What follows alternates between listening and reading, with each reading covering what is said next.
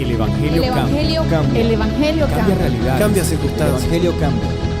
Cambia las vidas. Para bien. Y para siempre. Para siempre. El Evangelio cambia la tristeza. y la convierte en gozo. Cambia las Las familias. comunidades. Está cambiando nuestra El nación. Evangelio Está cambia. cambiando nuestra nación.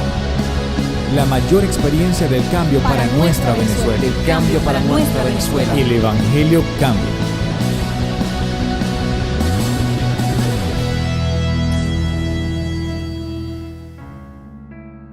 Y escribí aquí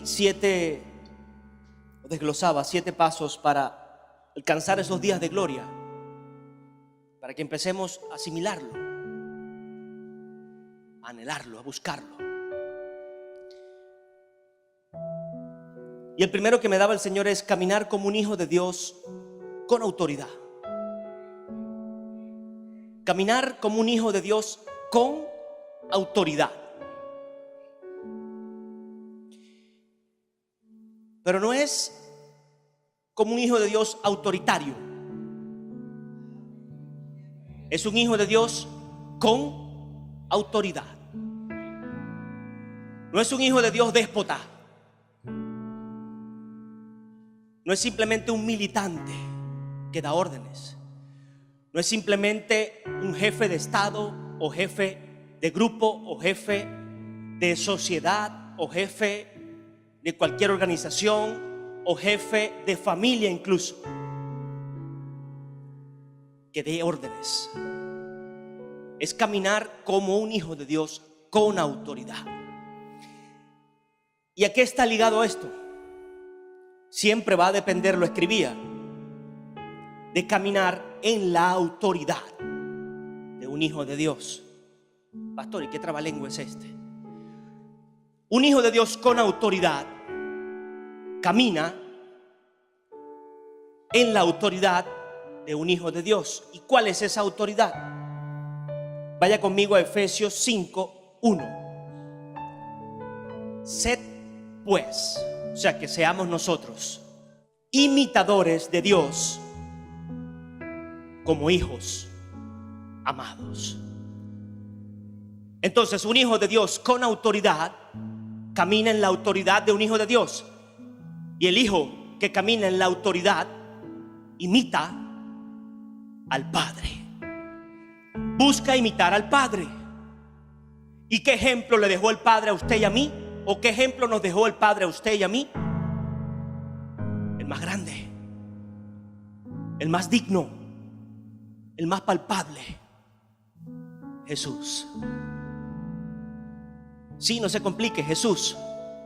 No empiece a buscar estatutos y estadísticas en su cabeza. Jesús la hizo en forma sencilla para que siguiéramos a un hombre enviado como su hijo, o su hijo enviado como un hombre.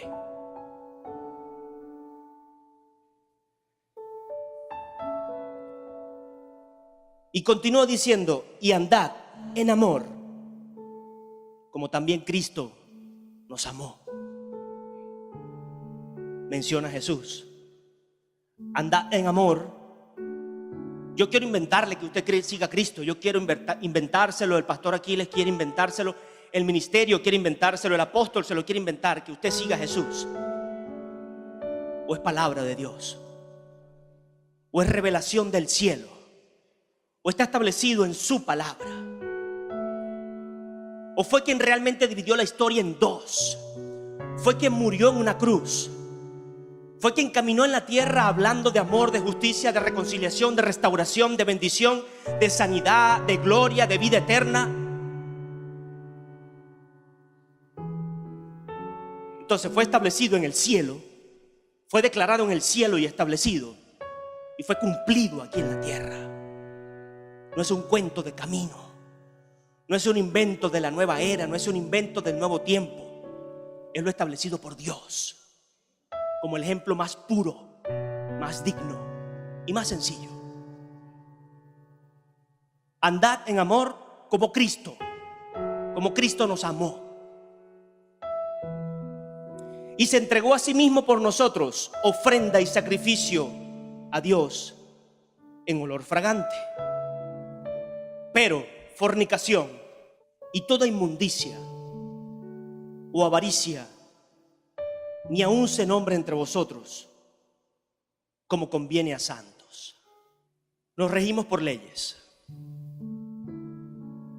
Usted y yo decidimos si estamos bajo la ley de Dios o bajo cualquier otra ley. Pero alguna ley lo va a regir.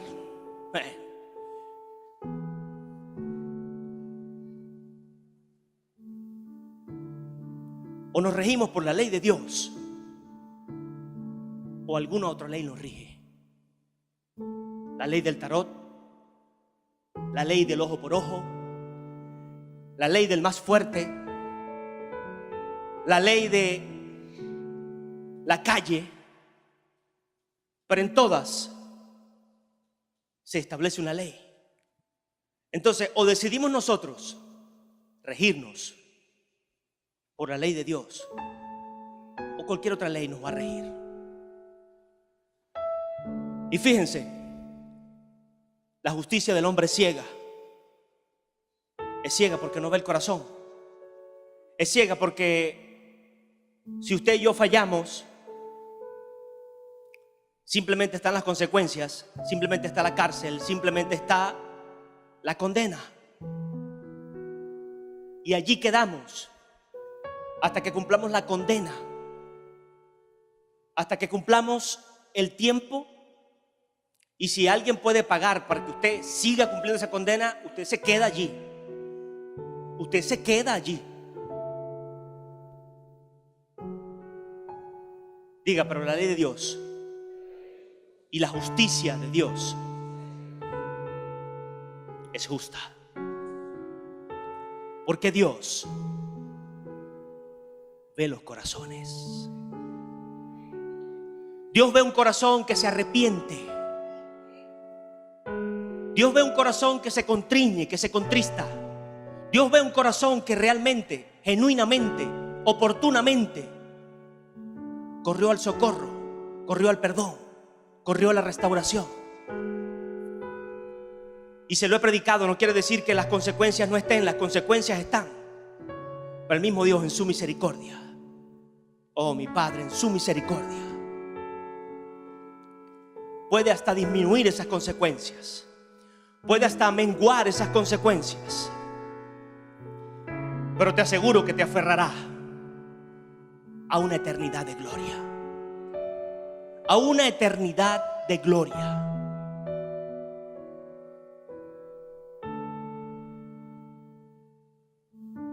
Yo quiero regir mi vida por las leyes de Dios. ¿Sí? Hablo de gracia. Abrazo la gracia. Me aferro a la gracia. Me aferro todos los días, iglesia, a la gracia. Porque sin esa gracia no podría caminar bajo la voluntad de Dios. Amén. Fornicación y toda inmundicia o avaricia ni aun se nombre entre vosotros como conviene a santos, ni palabras deshonestas, ni necedades, ni truanerías que no convienen, sino antes bien acciones de gracias. Porque sabéis esto, que ningún fornicario o inmundo o avaro que es idólatra, heredará o tendrá herencia en el reino de Cristo y de Dios. ¿Qué es idólatra? Acabo de hablar de arrepentimiento. La idolatría en nuestro corazón es aferrarnos a esa avaricia. Es determinarnos a confiar en la avaricia, determinarnos a confiar en la fornicación o en el área donde nuestra carne nos llevó a meternos. Fornicación, sea cual sea. No sigamos siendo idólatras del amor a la pornografía, del amor al sexo ilícito, del amor al mismo sexo. Si Cristo murió y resucitó de entre los muertos al tercer día, fue para darnos a ti y a mí una nueva imagen, para restituir en ti y en mí la imagen inicial que Dios instituyó. Hombre y mujer los creó. Hombre y mujer los creó.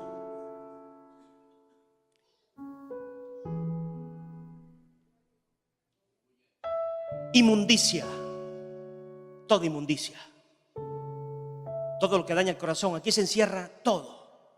Pero dice que no seamos idólatras. Hay un pecado, sí, pero necesitamos correr a los pies de Cristo para que ese pecado sea limpio, para que ese pecado sea desarraigado, para que esa mentira sea sacada de la mente y del corazón. Y no correr a los pies de otra persona, o a los pies de ese altar, o a los pies de ese lugar donde solamente vamos a idolatrar nuestra carne y nuestro espíritu va en un presente y futuro declive. Nuestra vida espiritual va en un presente y futuro morir. Pero no morir a la carne, morir en el espíritu. Tenemos que morir a la carne y vivir en el espíritu. Morir a la carne y vivir en el espíritu. Jesús murió a la carne y vivía en el espíritu.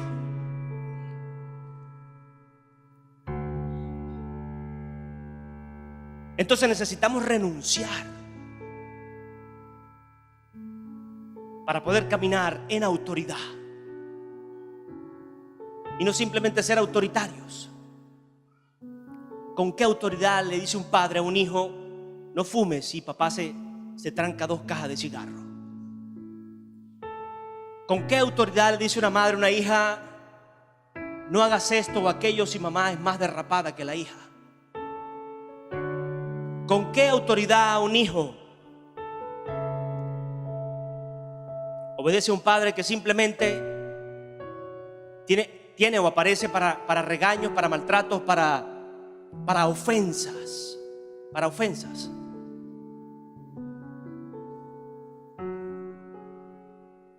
Necesitamos renunciar a esas inmundicias.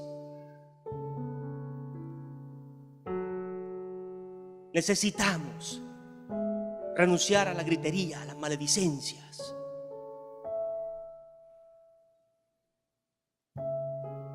Para caminar con autoridad, necesitamos imitar a nuestro Padre. Amén, iglesia. El ejemplo de estos muchachos que crecen hoy es lo que ven en la calle. No tienen ejemplo de más nadie. Es lo que ven en el PRAN, es lo que ven en el jefe de pandilla, es lo que ven en la sociedad. No justifico, simplemente hablamos del punto más álgido, más crítico. ¿Y cuál debemos atacar? ¿Y dónde vamos a empezar? ¿Dónde vamos a empezar? En casa. En casa, porque yo no quiero que mi hijo siga los pasos de el amiguito que no tiene un padre o una madre o alguien que le corrija, que le dé dirección, que le sea ejemplo, que le enseñe, que le ame, que le valore, que le respete, que le honre. Como ese tesoro que Dios trajo al mundo, que Dios permitió que viniera al mundo. Entonces necesitamos caminar en autoridad. ¿Cómo lo vamos a hacer, pastor? Siendo imitadores de Cristo, siendo hijos en autoridad. Como un líder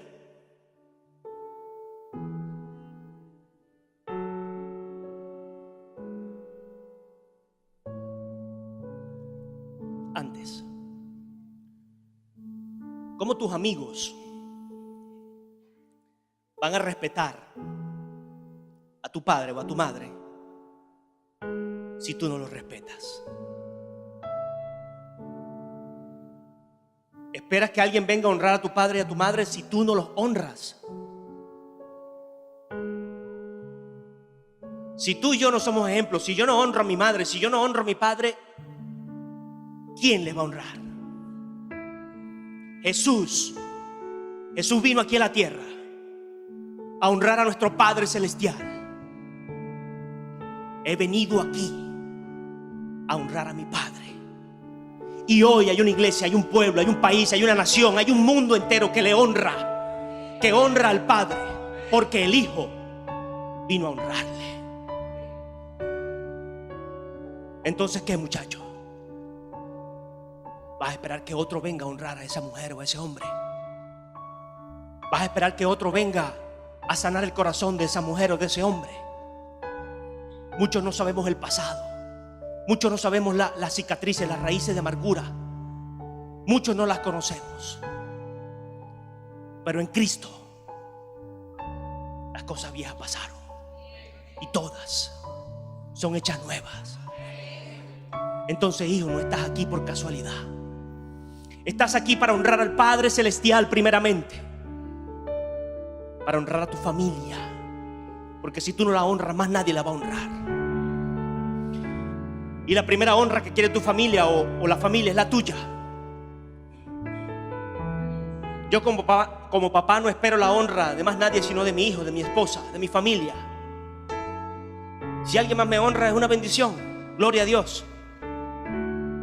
Pero siempre expecto o estás expectante, al igual que ellos.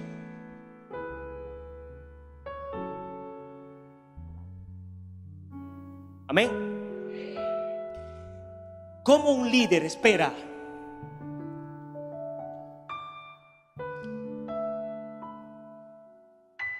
que el grupo que dirige, las personas que dirige, le honren o estén bajo esa autoridad si el líder no respeta la autoridad de otra persona, si el líder no valora la autoridad de otra persona, si el capitán, el líder de teatro, el líder de evangelismo, el capitán de diáconos, el capitán de aquello, como lo quieras llamar, como lo quieras ver en la posición que querramos verla, una persona que tiene gente a su cargo, una persona con carga, vamos a verlo así, una persona con carga que tiene gente a su cargo para empujar esa carga. ¿Cómo espera que ese grupo respete al resto del liderazgo si nosotros mismos no respetamos a esa persona? Todos en algún momento van a asumir algún liderazgo aquí en la iglesia. Iglesia, venimos con un propósito. Dios te trajo con un propósito. Dios no te trajo a llenar un banquillo, a calentar una silla. No te trajo a eso. Esa silla está inerte, esa silla no necesita calor. Eso es un cojín, una tela, no necesita calor. Dios te trajo con un propósito. Y sí, ese propósito va a conllevar un liderazgo, una responsabilidad, ejercer una función, tener una carga. Pero necesitamos entender que para caminar en autoridad hay que estar sujetos a autoridad. Hay que estar sujetos a autoridad.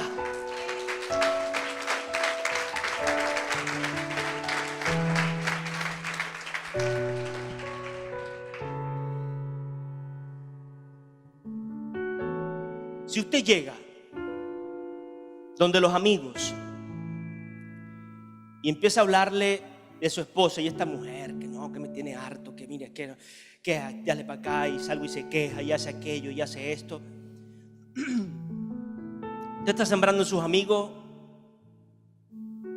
una posición de rechazo hacia su esposa. Cuando usted salga con su esposa y vaya con esos amigos, sus amigos ya van a estar predispuestos. Posiblemente no la respeten, posiblemente no la valoren, posiblemente salga algún comentario que incomode a su esposa y se arme el conflicto. ¿Por qué? Porque usted no guardó la lengua, no guardó el corazón de la otra persona y desató todo lo que Satanás usa para robar, matar y destruir.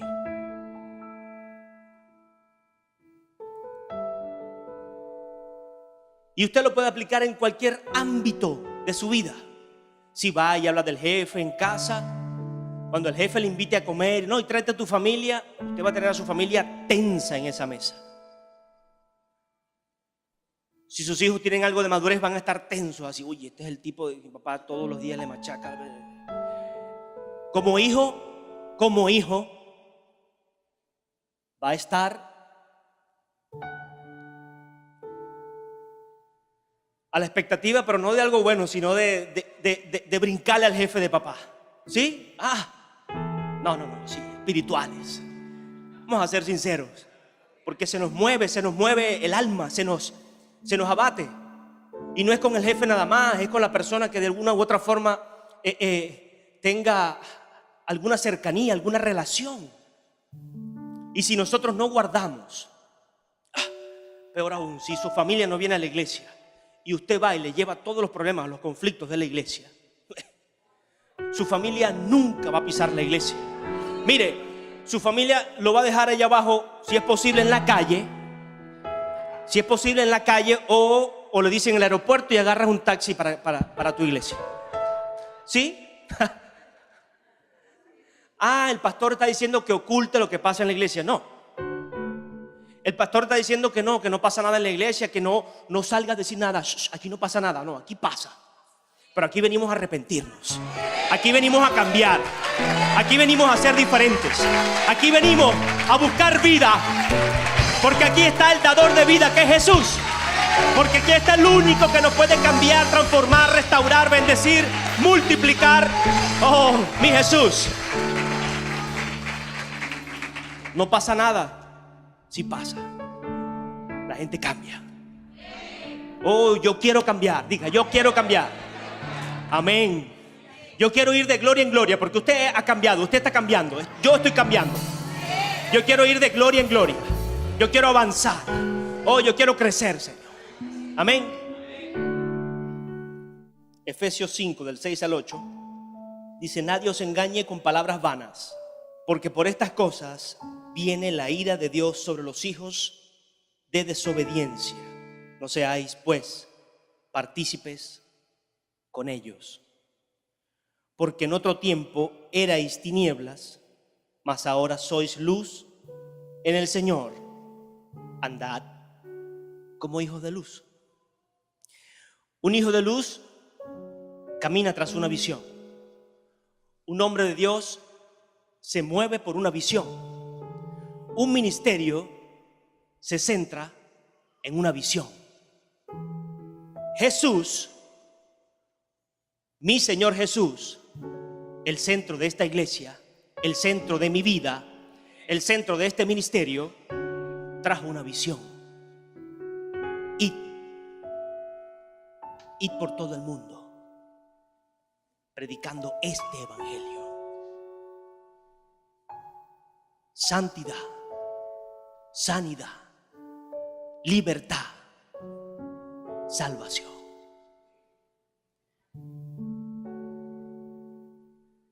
Padre, y que todos ellos sean uno, así como tú y yo somos uno. Padre, que todos ellos, todos esos sanos, todos esos libres, todos esos santos, todos esos salvos, sean uno, así como tú y yo somos uno.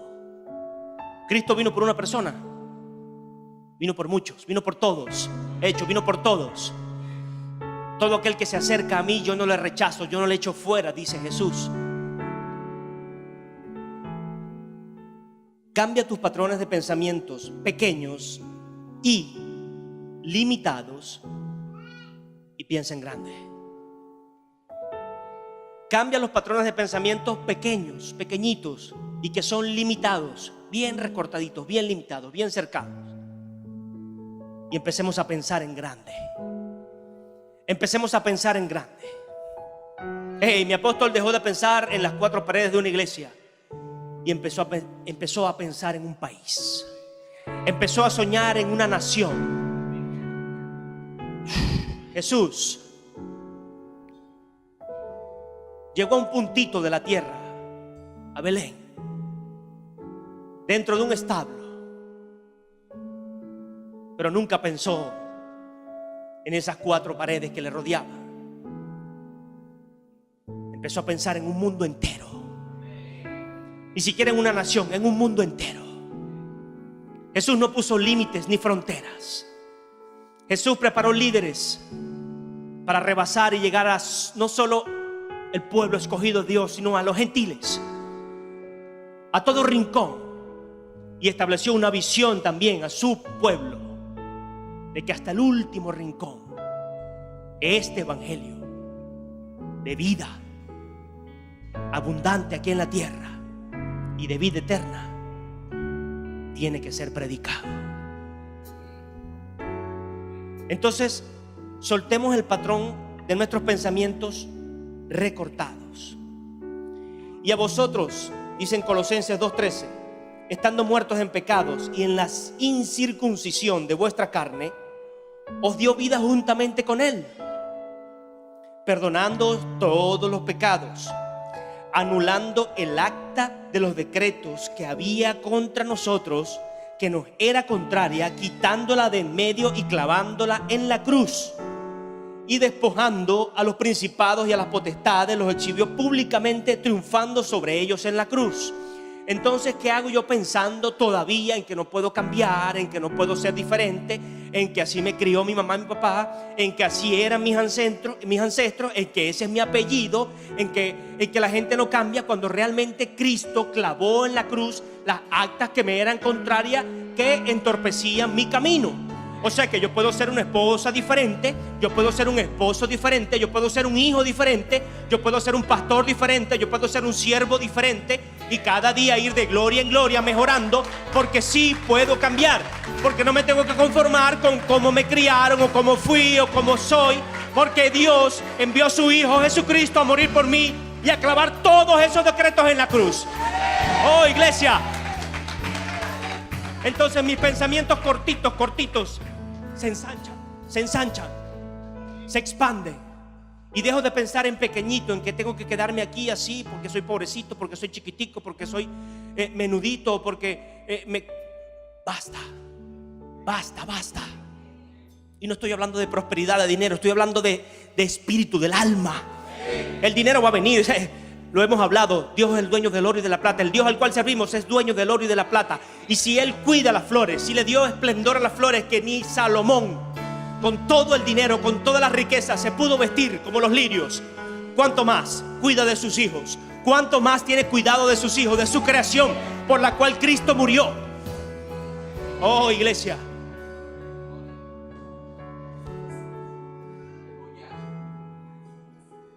Mire, las maldiciones generacionales fueron clavadas en la cruz. Mis actitudes pasadas fueron clavadas en la cruz. Lo que me estorba, dice, todo lo que me era contrario fue clavado en la cruz. Y aún las potestades, esos demonios que piensan que te tienen atormentado, fueron clavados, fueron avergonzados en la cruz, fueron vencidos en la cruz. Esos demonios que no te dejan dormir fueron vencidos en la cruz. No tienen autoridad para estar en tu vida, ni en tu cuarto, ni en tu casa, ni cerca de ti, ni de tu familia, ni cerca de esta iglesia, ni en este país, porque fueron avergonzados en una cruz. Legiones fueron avergonzadas en una cruz. Potestades, huestes fueron avergonzadas por Cristo en una cruz. Así que no tienen autoridad sobre ti, no tienen dominio sobre ti. Por algo Jesús te hizo libre y te llama libre. Amén, iglesia. Oh, mi Jesús. Mi Jesús. Mi Jesús.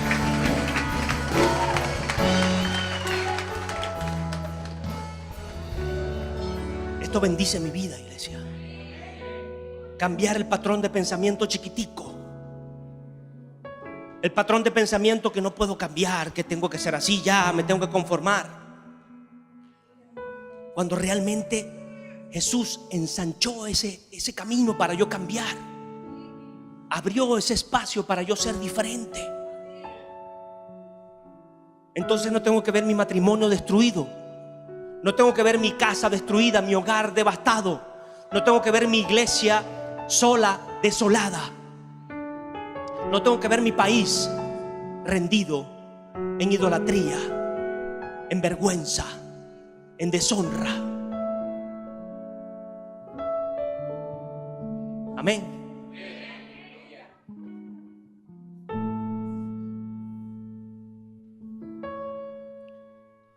Cultivo una fe que siempre ve posibilidades. Pensando en grande, cultiva ahora una fe que siempre ve posibilidades. Oh, mi Jesús. Efesios 5:15 dice: mirad pues con diligencia cómo andéis, no como necios, sino como sabios, aprovechando bien el tiempo, porque los días son malos. Y sí, los días son malos. Los días son malos. Pero mi fe está por encima de la realidad.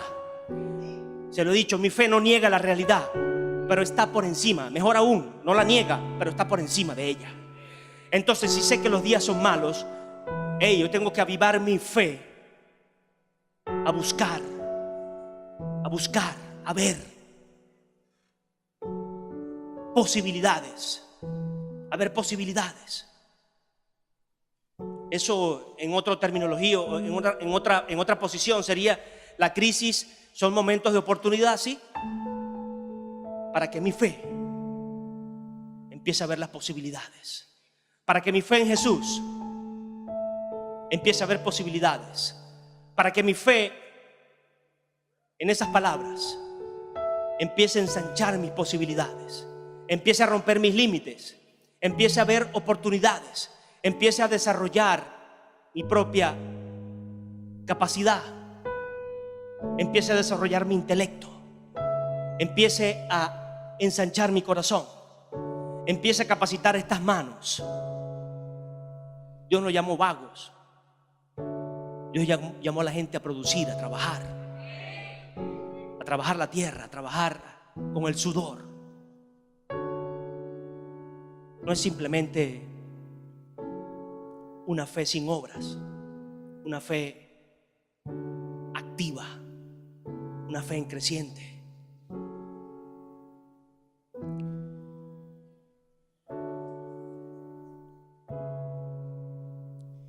Entonces eso lo lleva a una confesión creativa y atrevida de la realidad que quieres vivir. Usted empieza a activar la fe y empieza a declararlo. Hay un grave error que muchas veces cometemos. Ojo, pienso yo que es un error. Alguna dolencia, algo que nos agobia, algo que nos molesta. Y Dios hizo la medicina, Dios hizo la ciencia, Dios hizo la ciencia. Entonces queremos negar la realidad. Yo estoy bien, yo estoy bien, yo estoy bien, yo estoy bien, yo estoy bien, Señor, yo estoy bien. Y está que se arrastra. Y yo estoy bien, yo estoy bien. Cuando usted necesita ir a un médico a que le diagnostique qué es lo que tiene y simplemente tomar una actitud contraria o diferente a lo que está haciendo. Entonces queremos negar la realidad pensando en la fe. El siguiente punto. Oh, Jesús. Una confesión atrevida de lo que quieres vivir. Amén. Declarando lo que quiero ver. Yo quiero ver a mis hijos así, Señor. Yo declaro sobre mis hijos sanidad. Yo declaro sobre mis hijos santidad. Yo declaro sobre mi hijo hombría, o sobre mi mujer feminidad, sobre mi hija feminidad. Yo declaro sobre mi iglesia bendición. Yo declaro sobre mi familia multiplicación. Yo declaro sobre esta iglesia santidad. Oh, revelación, poder de Dios. Amén. Es porque yo lo quiero, no, Dios lo quiere. Dios lo quiere. Oración por lo que quieres obtener. Imposible, imposible que el método más efectivo que Dios estableció para hablar con Él, para comunicarnos con Él, nosotros lo dejemos a un lado. La situación o la posición de mayor fe y reconocimiento es de rodillas delante de Dios. Oh. Los momentos más difíciles Jesús los superó en intimidad, de rodillas delante de su Padre. Necesitamos, en medio de nuestra oración, levantar la fe, recibir ideas creativas, aprender a caminar en obediencia. Necesitamos esa oración, iglesia.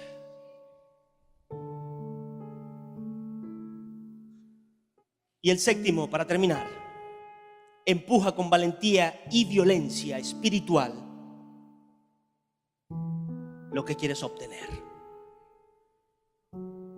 El reino de los cielos es de valientes, y solo los valientes lo arrebatan.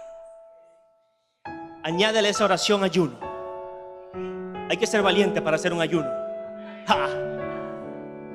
No me lo diga. Hay que ser valiente para ayunar 1, 2, 3 días, o una semana, irse a tal sitio, o quedarse en casa. Estoy buscando muchos sitios por ahí místicos. Quédese en casa y métase de rodillas delante de Dios. Sí, se lo digo porque yo no me la paso recorriendo todos los sitios, no sé dónde se va a meter. Por eso se lo digo, no estoy diciendo algo en específico. No conozco el resto de los. Pero usted conoce su casa. Usted conoce su baño, usted conoce su closet, usted conoce donde usted se puede meter en ayuno, a orar, a buscar, a pelear con valentía esa batalla. Hay que ser valiente para ayunar. Hay que ser valiente para hacer vigilia, para no dormirse, para no quedarse cabeceando, sino en el fuego, clamando, orando.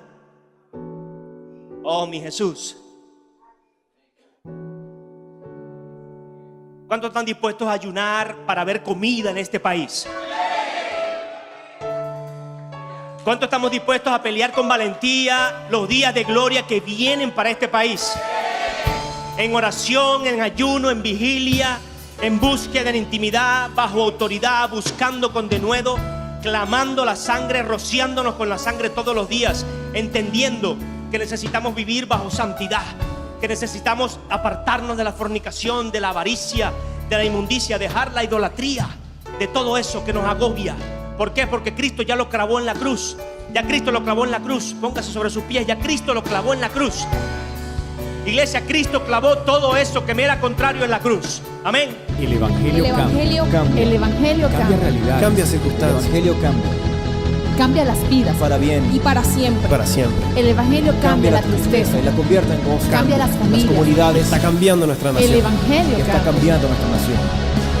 La mayor experiencia del cambio para nuestra Venezuela. El cambio para nuestra Venezuela. El Evangelio cambia.